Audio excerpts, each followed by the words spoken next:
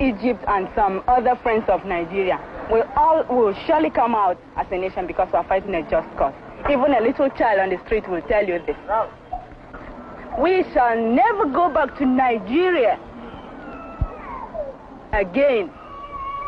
God's grace will surely emerge as a nation. And so, as far as this war continues, we'll fight to the last man.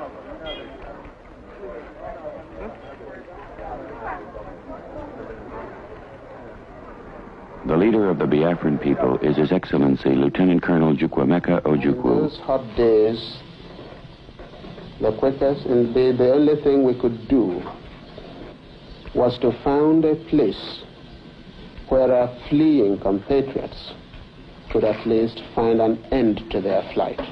This is what Biafra is, the end of the journey for a persecuted, massacred, pursued people. We have made all attempts at a democratic resolution of this crisis. I have offered open elections, plebiscite. I have offered just an open carte blanche suggestion, anybody who can find a democratic way of finding out the wishes of the people, let him suggest it and we will go for it. My name is... Before the war, Guy Akobu was a lawyer. A refugee from Port Harcourt, he talks about his brothers.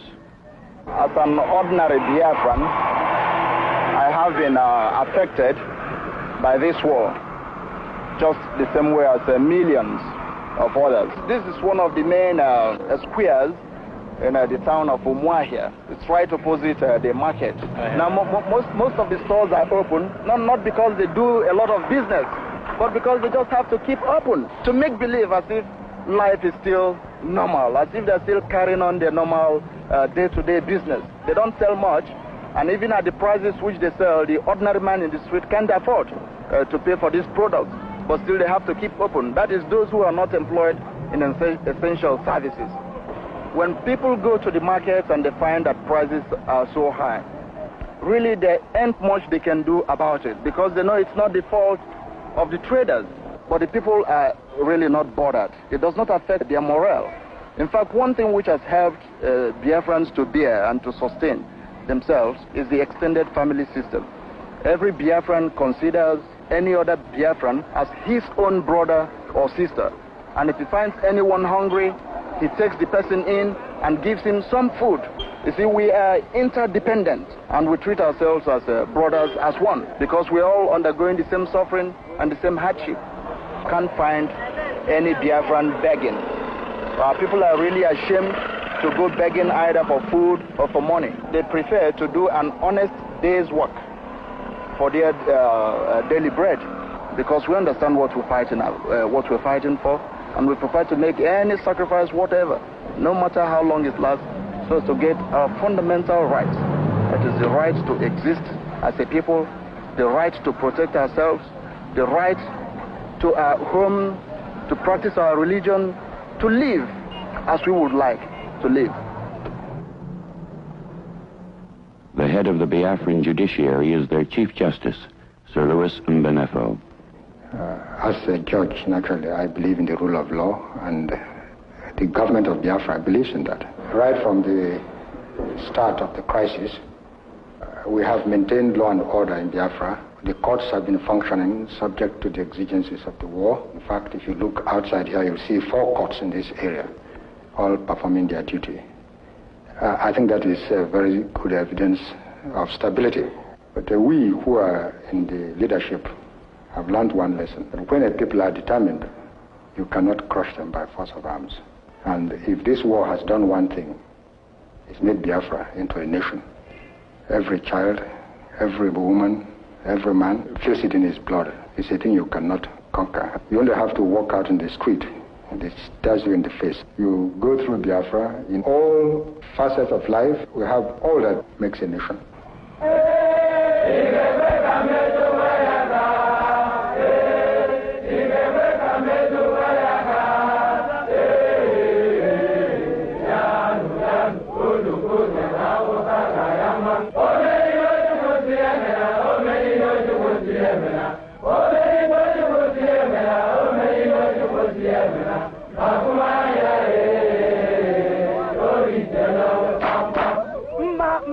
For nearly 2 years, the Igbo people have been fighting against an attempt at the systematic annihilation of their entire population. They are isolated from the outside world and outnumbered in the field, but the Biafran determination intensifies.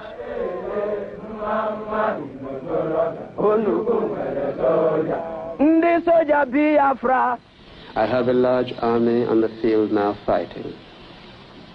The government and the people, or the government of Biafra, has never paid that army. Everything that army uses till today is by voluntary contribution. The army of Biafra is fed by the locals in whatever area they're operating in. Talk of our troops, to really understand them, to understand us, one has always to bear in mind that we are fighting most reluctantly. We're not fighting as a concerted policy to do something or to seize something. It's a reflex action. We have to do it because something is happening to us. And that affects the whole attitude of the military. All of them would sooner see an end to all this. I am Major General Philip Effiong, the Chief of General Staff of the Biafran Armed Forces. When this war started, we had 128 rifles. We did not have a single mortar, certainly not a single mortar shell. And we just had no answer to these things. The Nigerian propaganda is quite effective because they give the impression that we are finished here. Of course we are far from finished, and we do know that we can go on fighting them. We are always in readiness, and that we're quite prepared to carry on the struggle for as long as the Nigerians like.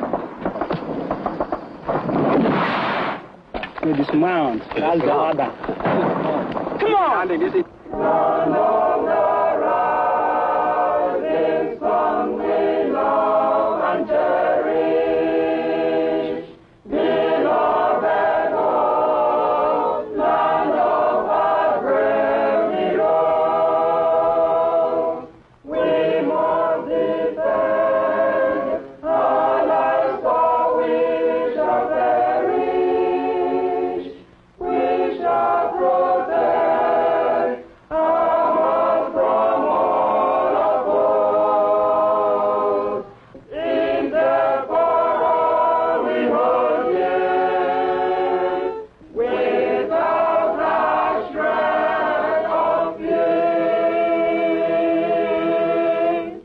When you see things for yourself, you'll see that there has been no holds barred in this war.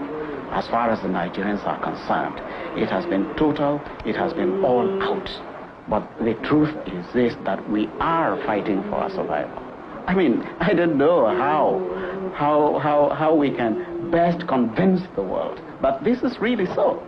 Since they don't want to see their way to talking peace, we are quite ready that they will not talk peace, then we will not surrender. That is one thing we will not do. They can be sure of that. If the world wants the whole of Biafrans to be murdered in cold blood or killed off, maybe they will do that. They will have their own Nigeria, but there will be nobody in it.